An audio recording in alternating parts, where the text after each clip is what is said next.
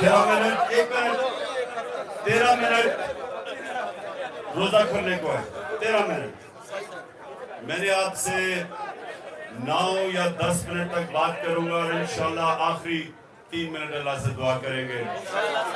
आप सबको इस चीज का इल्म होना चाहिए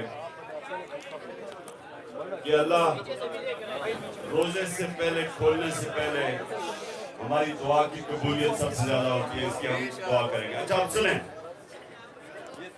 पहले तो नजम आपकी जो आपने नात पढ़ी, आपका हम सब शुक्रिया अदा करते हैं। दूसरी चीज, मैंने बात करने से पहले मुझे जरा बताते जाए कि किधर किधर से हमारे लोग हैं।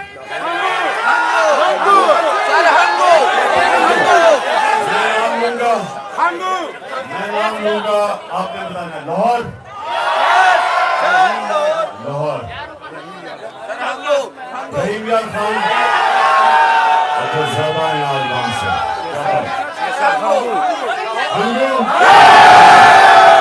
माशाल्लाह,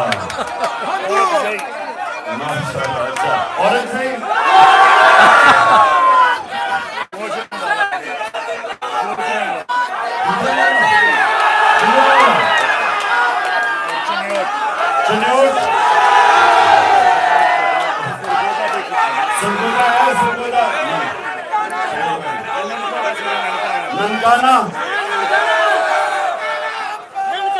ननकाना से तो बड़े कमजोर लोग पहुंचे हैं।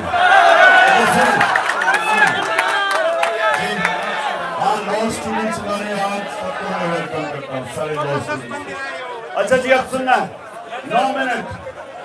हाँ, लंदन से भी हमारे आए हैं, लंदन, कश्मीर, लॉस एंजलिस और साजिद वेलकम। अच्छा जी सुने आप प्लीज, खामोशी आप। देखिए आप ये मैं जो कोई इस्लाम का स्कॉलर नहीं हूं, लेकिन मैं अपने जिंदगी के तजर्बे से जो मैं समझाऊं अपना दीन को, मैं आपके सामने उसकी छोटी सी चीज रखता हूं। देखिए, ला इलाहा इल्लल्लाह, जब आप ये आजादी का दावा करते हैं कि अल्लाह तेरे सिवा किसी के सामने नहीं झुकते, एक शेर है कि एक सजदा जिसको तू गिरां समझता है, देता है हजारों सजदों से निजाहत।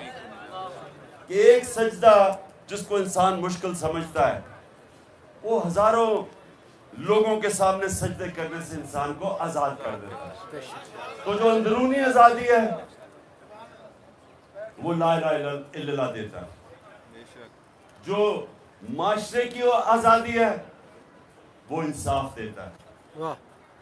और जब एक इंसान अंदर से भी आजाद हो जाए और उसको इंसाफ माशरे को भी आजाद कर दे, तो वो फिर वो इनकलाब आता है जो मदीना की रियासत में मेरे नबी सल्लल्लाहु अलैहि वसल्लम लेके आए थे। 25 जंग बदर, 313 लोग, 11 साल के बाद 636, जो उस वक्त की सुपर पावर थी बैजेंटाइन एम्पायर, जिसको रोमन एम्पायर भी कहते हैं, 636 में 11 साल के बाद रोमन एम्पायर जिसकी फौज 1 लाख थी, खालिद बिन वलीद की जनरलशिप के अंदर 11 साल के बाद यारमुख में वो घुटने टेक देती है। ये तारीख का हिस्सा है। एक मिनट, अभी कोई 9 मिनट रह गए, आपने गौर से सुनिए क्योंकि मेरा काम है आप सबकी तरबियत करना। सो ये तारीख का हिस्सा है कि ये जो मैं आपको ला इलाहा इल्लल्लाह की पावर बता रहा हूं, जो हम सारा वक्त कलमा पढ़ते हैं और समझते नहीं है, क्योंकि हम आजाद ही नहीं होते कलमा पढ़ के, इसका मतलब कलमा अंदर नहीं हमारे गया। ये तारीख का हिस्सा है कि 313 थे सिर्फ जंग बदर में, और 11 साल के बाद 636 रोमन एम्पायर कुर्सिया के अंदर खालिद बिन वलीद की लीडरशिप के अंदर जंग हार जाता है।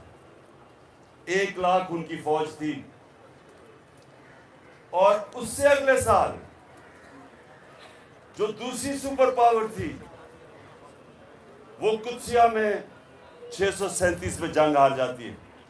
2 सुपर पावर्स 12 साल के अंदर मुसलमानों के सामने घुटने टेक देती है। ये है पावर ला इलाहा इल्लल्लाह।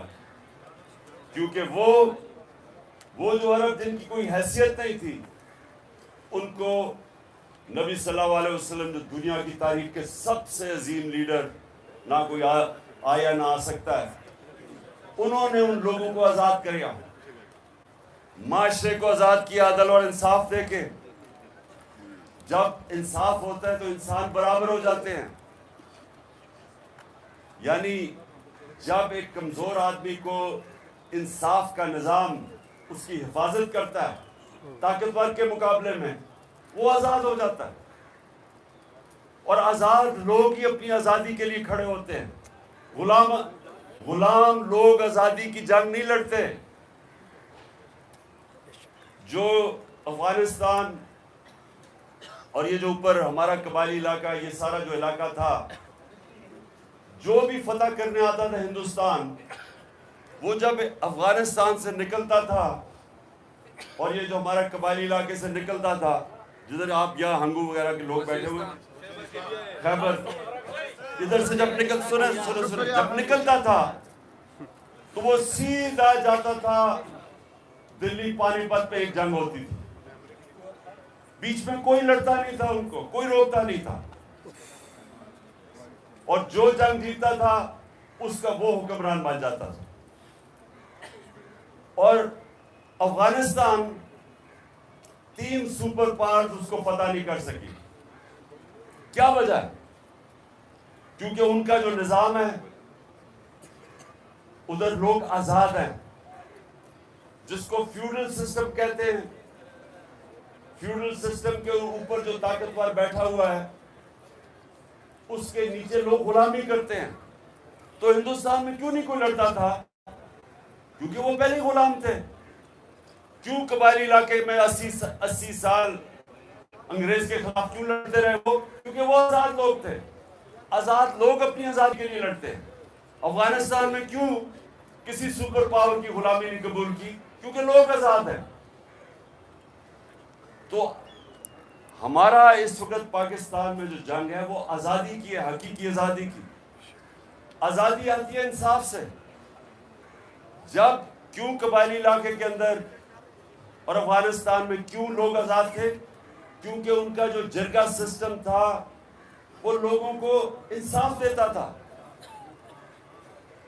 जो एक जरगा, जिसको लॉ जूरी सिस्टम था, जूरी सिस्टम के अंदर जूरी सिस्टम ये होता था कि ताकतवर कमजोर को सामने बैठाते थे और इंसाफ हो जाता था, लोग आजाद थे। यहां जो चौधरी था वो कानून से ऊपर, जो बेचारा नीचे, उसको इंसाफ नहीं मिलता, लोग गुलाम थे।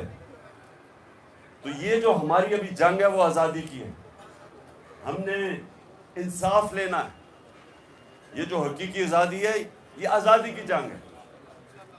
और इसके लिए सारी कौम को तैयार होना चाहिए, क्योंकि आपके सामने चोरों के टोलों को ऊपर बैठा दिया है सहूलतकारों ने, और वो हम सबको समझते हैं कि अब हम इनकी गुलामी करेंगे। और जो भी, और फिर ये मेरे घर पे हमला, पुलिस, FIR, अभी अली अमीन को इन्होंने जेल में डाला।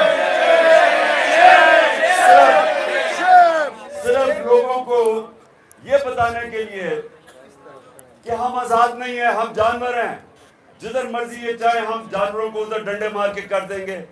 इसलिए हम सब ने इस जंग में शिरकत कर दी। और आखिर में देखो, आप सब लीडर हैं। हम सब लीडर क्यों हैं? क्योंकि हम अल्लाह की सबसे अजीम मखलूक, अशरफुल मखलूकात है। बेशक हमें समझ नहीं आती कि अल्लाह ने हमें कितनी सलाहियतें दी है। जब उसने, अल्लाह ने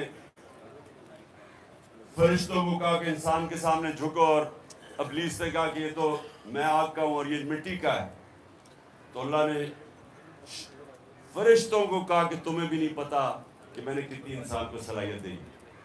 हमें इंसानों को भी नहीं पता हमारे पे कितनी अल्लाह ने कितनी नेमतें बख्शी हैं, क्योंकि हम अपनी सलाहियतों को आजमाते ही नहीं है। सबसे बड़ा रुकावट अपनी सलाहियतों के पर पहुंचने के लिए वो है खौफ। ये जो ला इलाहा इल्लल्लाह है, सबसे बड़ा जो बुत ये तोड़ता है वो खौफ का बुत है। कुरान की आयत है, जो लोग ईमान ले आए मैं उनके खौफ दूर कर देता हूं, क्योंकि खौफ रुकावट है इंसान की आजादी में। यजीद के खौफ की वजह से कूफा के लोगों ने हजरत इमाम हुसैन की मदद नहीं की। पता था उनको कि हजरत इमाम हुसैन राह हक पे हैं, लेकिन उसके खौफ, उसके डर की वजह से, खौफ के बुत की पूजा करने की वजह से उन्होंने इस्लाम का इतना बड़ा सानिया होने दिया। इसलिए जो लीडर होता है वो अपने खौफ के ऊपर काबू पाता है, नहीं तो बुज़दिल आदमी लीडर नहीं बन सकता, वो नवाज शरीफ बन जाता है।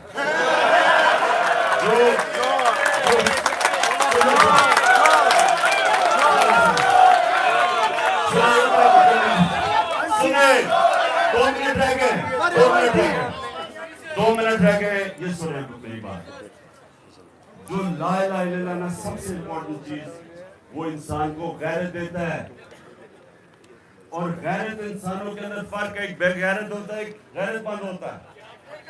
जो गैरतमंद लीडर होता है गैरतमंद है, मुसलमान ही होता है गैरतमंद।